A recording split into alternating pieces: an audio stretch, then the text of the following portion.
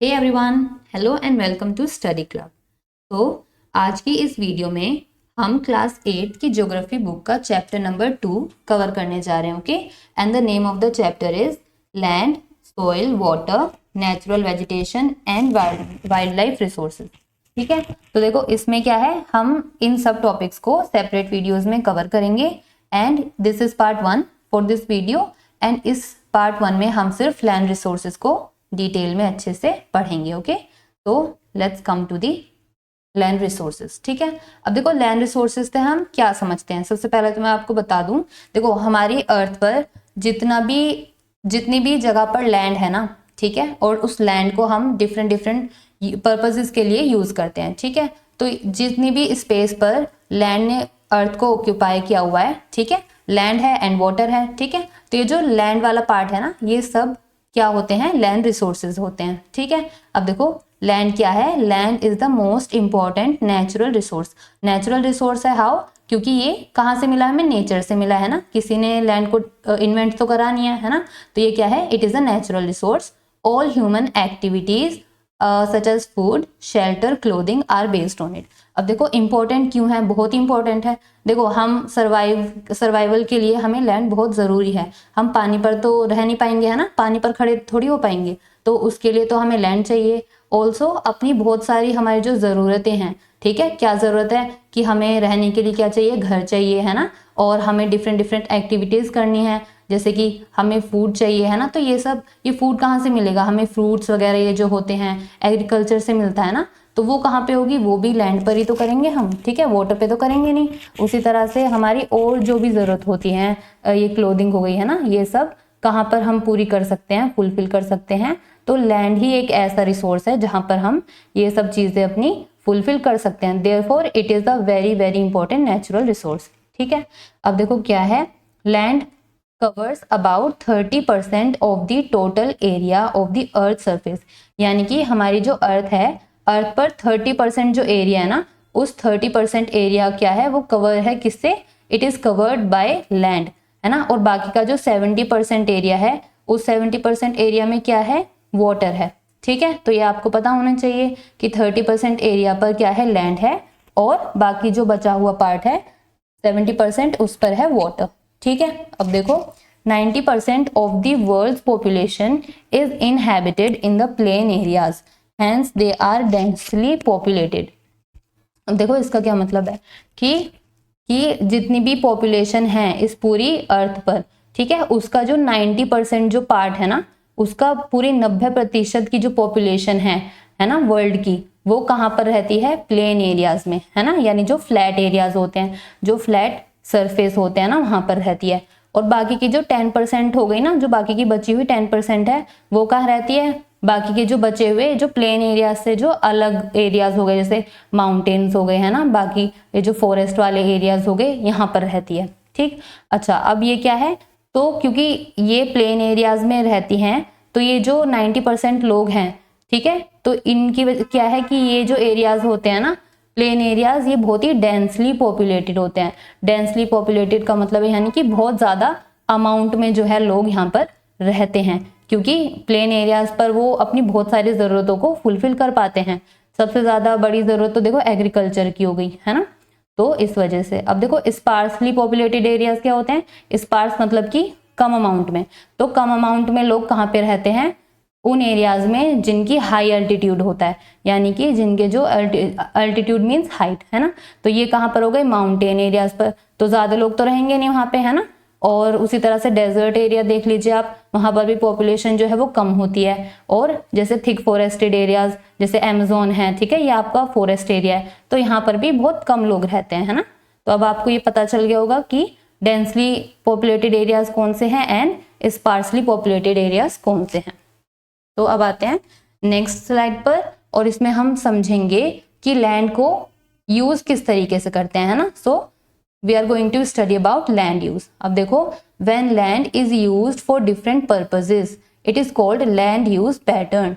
यानी कि देखो लैंड को हम बहुत तरह तरह के पर्पसेस के लिए यूज करते हैं ना, सिर्फ एक जरूरत नहीं है हमारी, सिर्फ एग्रीकल्चर के लिए यूज नहीं कर रहे हैं ना, रहने के लिए भी यूज कर रहे हैं, कंस्ट्रक्शन डिफरेंट टाइप्स की वो भी यहाँ पर होती है ना, और इंडस्ट्रीज जो सेटअप करते हैं वो भी यहीं पर हम करते हैं, ठीक है। तो इस वजह से देखो कि कितना इंपॉर्टेंट, कितना प्रीशियस हमारा ये नेचुरल रिसोर्स है कि हमारी इतनी सारी नीड्स को फुलफिल कर रहा है। तो जिन पर्पसेस के लिए है ना, डिफरेंट पर्पसेस के लिए लैंड को यूज करना, उसको कहते हैं लैंड यूज पैटर्न, ठीक है। अब देखो लैंड किस किस चीज के लिए यूज होता है, दीज आर मेंशन्ड हियर, ठीक है। देखो एग्रीकल्चर के लिए यूज होता है ना, खेती बाड़ी करते हैं तो वो कहाँ पर होगी, लैंड पे होगी, जाहिर सी बात है। फॉरेस्ट हो गए है ना, इतने ज्यादा जो फॉरेस्ट एरियाज होते हैं वो कहाँ होते हैं, लैंड पर ही तो होते हैं। और देखो माइनिंग हो गई है ना, हम जमीन से कोल निकालते हैं, ठीक है।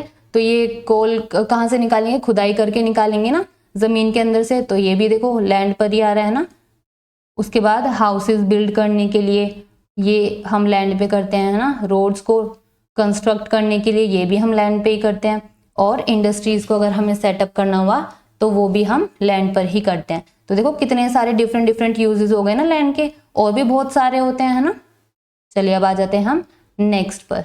देखो अब इसमें हम समझेंगे कि वो कौन से फैक्टर्स होते हैं that determine the use of land, है ना। यानी कि बहुत से ऐसे फैक्टर्स होते हैं कि जिनकी वजह से हमें पता चलता है कि लैंड हम किस पर्पस के लिए यूज करेंगे। तो देखो ये हमें कैसे पता चलेगा, देयर आर 2 फैक्टर्स, ठीक है, जो आपकी बुक में मेंशन है। सबसे पहला है physical factors and number 2 is human factors. अब देखो फिजिकल फैक्टर्स में क्या क्या आते हैं, सबसे पहला है ये टोपोग्राफी। टोपोग्राफी होता है कि लैंड का जो सरफेस है ना उसका फीचर कैसा है, यानी कि जो लैंड सरफेस है, whether it is a plain area या वो माउंटेन एरिया है या वो प्लेट्यू है। तो अगर प्लेन एरिया होगा तो उसको हम डिफरेंट पर्पस के लिए यूज करेंगे, है ना, उसको एग्रीकल्चर के लिए यूज करेंगे, वहां पर सेटलमेंट ज्यादा होगी पॉपुलेशन की, है ना। उसी तरह से जो माउंटेन एरियाज हो गए उसको हम अलग पर्पस के लिए यूज करेंगे, है ना। वहां पर जैसे फॉरेस्ट में इतने सारे हमें इतने सारे चीजें मिल जाएंगी वहां से कलेक्ट करने के लिए, ठीक है। तो ये हो गया। उसी तरह से जो प्लेट्यूज हो गए वो वहां पर हम माइनिंग ज्यादा करेंगे, ठीक है, क्योंकि वो वहां पर बहुत ज्यादा हमें क्या मिलते हैं, मिनरल्स मिलते हैं, ठीक है। तो ये देखो डिफरेंट डिफरेंट पर्पस के लिए यूज हो रहे हैं, है ना। तो ये हो गई टोपोग्राफी। अब देखो सॉइल, तो सॉइल देखो बहुत तरीके की होती है ना, ब्लैक सॉइल हो गई और हमारी एल्यूवियल सॉइल हो गई और लेटराइट सॉइल हो गई, है ना। तो ये जो डिफरेंट डिफरेंट सॉइल होती है ना, इन सब सॉइल की अलग अलग कैटेगरीज होती है, यानी कि इन सब सॉइल को हम अलग अलग पर्पस के लिए यूज करते हैं। अब ये सॉइल कहाँ होती है, लैंड पे ही तो होती है ना। तो जो ब्लैक सॉइल है उसमें कुछ और ग्रो करेंगे, जो एल्यूवियल सॉइल है उसमें कुछ और ग्रो करेंगे, है ना। तो दूसरा फैक्टर हमारा ये हो गया। अब आते हैं थर्ड, क्लाइमेट। देखो जहां पर हॉट वेदर होगा, है ना, उस हॉट वेदर में हम डिफरेंट टाइप्स ऑफ वहाँ की जो पॉपुलेशन सेटलमेंट है वो अलग तरीके का होगा। उसी तरह से देखो हॉट ह्यूमिड क्लाइमेट में क्या होगा कि वहां पर ज्यादा लोग क्या होंगे, मतलब इतनी गर्मी को कैसे बर्दाश्त कर पाएंगे, है ना। तो उस हिसाब से वहां पर हो सकता है सेटलमेंट भी कम हो, है ना, जहां पर ज्यादा ही हॉट एरिया होगा। उसी तरह से जो ज्यादा कोल्ड एरियाज होंगे, है ना, जैसे पोलर रीजन जो हो गए उन एरियाज में, ये एंटार्क्टिका वगैरह, तो यहाँ पर क्या है, पॉपुलेशन क्या होगी, बिल्कुल बहुत बहुत कम, है ना, बहुत रेयरली पॉपुलेटेड होंगे। तो ये क्लाइमेट भी बहुत ही एक क्या है, एक फैक्टर है, ठीक है, जो डिटरमाइन करता है क्या, कि लैंड को किस तरह से यूज करना है। उसी तरह से देखो मिनरल्स हो गए, तो मिनरल्स सब जगह पर सेम अमाउंट में नहीं मिलते, कहीं पर ज्यादा पाए जाते हैं, कहीं पर कम पाए जाते हैं। तो जिन एरियाज में ज्यादा पाए जाते होंगे, ठीक है, वहां पर उस लैंड को उस तरह से यूज करेंगे, है ना, वहां पे इंडस्ट्रीज ज्यादा सेटअप हो जाएंगी, है ना। जहां पर ये नहीं होते हैं वहां पर लैंड को हम दूसरे पर्पज के लिए यूज कर लेंगे। जैसे यहाँ पर आप देख सकते हैं, यहाँ पर क्या हो रहा है, ये लैंड को हम किसके लिए यूज करें, देखो एग्रीकल्चर के लिए यूज कर लिया, है ना। और ये यहाँ पर ये जो लाइफ स्टॉक है ये ग्रेज कर रही है, यहाँ पे ये कैटल्स हो गई, और ये यहाँ पर इनको देखो फॉरेस्ट हो गई है पीछे, है ना, ये सब चीजें। तो अब देखो, अब ये लास्ट है अवेलेबिलिटी ऑफ वाटर।